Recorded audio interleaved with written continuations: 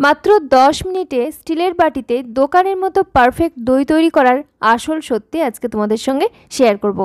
আজকাল ইন্টারনেটে অনেকেই 5 মিনিটে 10 মিনিটে দই বানাচ্ছেন। তার টেস্ট কেমন হচ্ছে, আদেও দই জমছে কিনা, সেই রহস্যই আজকে আমি এই ভিডিওতে উদ্ঘাটন করব। আশা করছি ভিডিও তোমাদের ভালোই লাগবে। তো চলো শুরু করা যাক।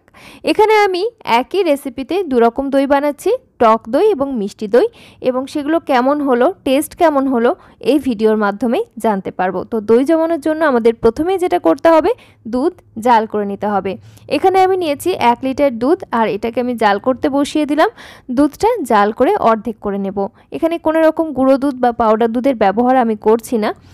আর দই বীজ হিসাবে আমি ব্যবহার করছি সাবেকি পদ্ধতিতে বাড়িতে তৈরি টক দই। আর এই দইটা একদমই জল ছাড়া, সেজন্য জলটা ঝরিয়ে নেওয়ার কোনো প্রয়োজন নেই, যেহেতু এর মধ্যে কোনো জল নেই। আমি এই দইটাকে খুব ভালোভাবে ফেটিয়ে নিচ্ছি এবং ফেটিয়ে এক সাইডে রেখে দিচ্ছি।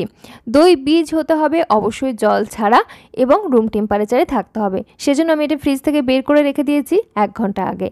এদিকে দেখো দুধ জাল হয়ে কিন্তু প্রায় অর্ধেক হয়ে গেছে। এর থেকে বেশি আর জাল করছি না। এরপরে আমি এটাকে নামিয়ে রেখে দিলাম ঠান্ডা হওয়ার জন্য। অবশ্যই খুব বেশি একটা ঠান্ডা নয়, জাস্ট কুসুম গরম অবস্থায় থাকবে, সেই পর্যায়ে আমরা দই বসাবো। তো ওটাকে আমি মাঝে মাঝে নেড়ে নিচ্ছি যাতে উপরে সর জমতে না পারে। আর এদিকে মিষ্টি দইয়ের জন্য আমি ব্যবহার করছি গুড়ের পাউডার নিয়েছি। এটাকে একটু নাড়াচাড়া করে তারপরে এর মধ্যে সামান্য জল দিয়ে দিচ্ছি। 2 টেবিল চামচ আমি গুড়ের পাউডার নিয়েছি, তার জন্য 1 টেবিল চামচ জল দিয়ে দিলাম যাতে গুড় ভালোভাবে মেল্ট হতে পারে। তো দেখো সুন্দর করে নাড়াচাড়া করে আমি একটা মিশ্রণে পরিণত করছি। এটাকে খুব ভালো করে জাল করে ফুটিয়ে নেব এবং বেশ ঘন ঘন হয়ে যাবে, সেই পর্যায়ে আমি ফ্লেমটা অফ করে দেব। আর ঠান্ডা হয়ে আরও বেশি ঘন হয়ে যাবে। তোমরা চাইলে চিনির ক্যারামেল বানিয়ে নিতে পারো। অনেকেই দেখছি ক্যারামেল দিয়ে বানাচ্ছে, বাট সেটা আমার কাছে খুব একটা হেলদি ওয়ে মনে হয়নি, সেজন্য আমি গুড়ের ব্যবহার করছি আমার মতো স্বাস্থ্যকর উপায়ে।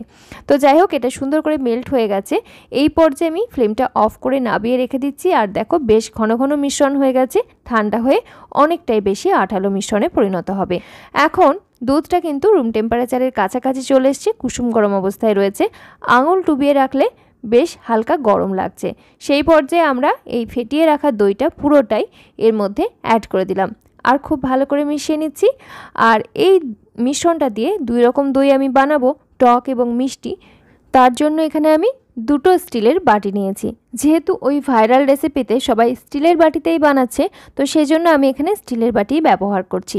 যদিও আমি আমার দই তৈরি করার ভিডিওতে তোমাদেরকে বলেছি স্টিলের বা মেটালিক কোনো পাত্রে কিন্তু দই জমানো একেবারেই উচিত নয়। দই সবসময়তেই সেরামিকের বা নন মেটালিক কোনো পাত্রে জমাতে হবে, অবশ্যই প্লাস্টিক বাদে। তো দেখো একটি বাটিতে আমি গুড়ের ওই মিশ্রণটা অ্যাড করে দিচ্ছি। আর এটা কিন্তু ঠান্ডা হয়ে অনেক বেশি ঘন হয়ে গেছে, দেখতে অনেকটাই ক্যারামেলের মতনই লাগছে। খুব ভালো করে দুধের সঙ্গে মিশিয়ে নিচ্ছি যাতে কোনো লাম্পস থেকে না যায়। আর এরকমভাবে তোমরা কিন্তু সাবেকি পদ্ধতিতেও দই বানিয়ে নিতে পারো। জাস্ট এগুলোকে রুম টেম্পারেচারে 7 থেকে 8 ঘন্টা রেখে দিলেই খুব সুন্দর করে দই তৈরি হয়ে যাবে। এরপরে আমি এগুলোকে ঢাকনা বন্ধ করে দিচ্ছি। আর ঢাকনাগুলো এমন হতে হবে যেন বাতাস চলাচল করতে না পারে, চাইলে ফয়েলেরও ব্যবহার করা যেতে পারে। এইবারে যেহেতু আমি 10 মিনিটে দইটা তৈরি করব, তার জন্য আমাদেরকে এই পদ্ধতিটা অবলম্বন করতে হচ্ছে। একটা পাত্রে খানিকটা জল নিয়ে নিলাম, তার উপরে স্ট্যান্ড বসিয়ে দিলাম, এরকম একটা প্লেট দিয়ে নিলাম, আর রেখে দিচ্ছি 2টো বাটি। যে বাটিগুলো আমরা রেডি করে নিয়েছিলাম ওই বাটিগুলো অবশ্যই কিন্তু ঢাকনা বন্ধ করতে হবে, ঢাকনা যেন একদম এয়ারটাইট হয়। তারপর আমি এটাকে 10 মিনিটের জন্য স্টিম করে নিয়েছি। আর 10 মিনিট পর ফ্লেম অফ করে তারপর অপেক্ষা করেছি পুরোপুরি ঠান্ডা হওয়া পর্যন্ত। এখন এটা পুরোপুরি ঠান্ডা হয়ে গেছে, ঢাকনাটা খুলে নিলাম। আর নিচের ওই প্লেটটা আমি কিন্তু প্রথম দিকে চেঞ্জ করে নিয়েছিলাম, কারণ হচ্ছে ওটাতে একটু অসুবিধা হচ্ছিল। তো এই পর্যায়ে এগুলো কিন্তু দেখো টাচ করা যাচ্ছে, ঠান্ডা হয়ে গেছে, রুম টেম্পারেচারে এসে গেছে। তো এখন আমি আবার চেক করে দেখে নেব যে দই জমলো কিনা বা কী পরিস্থিতি তৈরি হয়েছে। বন্ধুরা, আজকের এই ভিডিও তোমাদের কেমন লাগছে অবশ্যই ছোট্ট একটা কমেন্টের মাধ্যমে জানিও। ভালো লাগলে একটা লাইক করো, তোমার আত্মীয় পরিজনদের সঙ্গে শেয়ার করতে পারো, এবং চ্যানেলটি সাবস্ক্রাইব করা না থাকলে অতি অবশ্যই সাবস্ক্রাইব করে পাশে থাকা বেল আইকনটা অল করে রেখো, কারণ আমি কিন্তু প্রত্যেক দিনই স্বাস্থ্যকর রেসিপি শেয়ার করে থাকি, যেগুলো বাচ্চা থেকে বয়স্ক সবার জন্য ভীষণ উপকারী হয়ে থাকে। তো দেখো দই কিন্তু জমে গেছে, কোনো রকম জলীয় ভাব নেই, দই খুব সুন্দরভাবে জমে গেছে। তবে এখন আমি একই রকমভাবে ঢাকনা বন্ধ করে রেখে দেব ফ্রিজের নর্মাল চেম্বারে 1 ঘন্টার জন্য, যাতে এগুলো পুরোপুরিভাবে ঠান্ডা হয়ে যেতে পারে এবং খাওয়ার জন্য উপযুক্ত হতে পারে। তো 1 ঘন্টা পর আমি ফ্রিজ থেকে বের করে নিলাম। এখন কিন্তু পুরোপুরি ঠান্ডা হয়ে গেছে। আর দেখো দই কিন্তু আমি বাটি কাত করে তোমাদেরকে দেখাচ্ছি, দারুণ সুন্দরভাবে জমেছে, একদম পারফেক্টলি জমেছে। মানে 10 মিনিটের দই কিন্তু তৈরি হয়ে গেছে। এখানে কিন্তু কোনো রকম এখনো পর্যন্ত ভুল আমরা পাইনি। এরপরে আমরা এই দই চেখে দেখব। তো দেখো কেটে দেখাচ্ছি, কাটার পরেও কিন্তু নিচে থেকে কোনো রকম জল বেরোয়নি, দই কিন্তু খুব সুন্দরভাবে জমেছে। মিষ্টি দইয়ের বাটি আমরা চেক করে দেখলাম, দারুণ সুন্দরভাবে মিষ্টি দই কিন্তু জমেছে।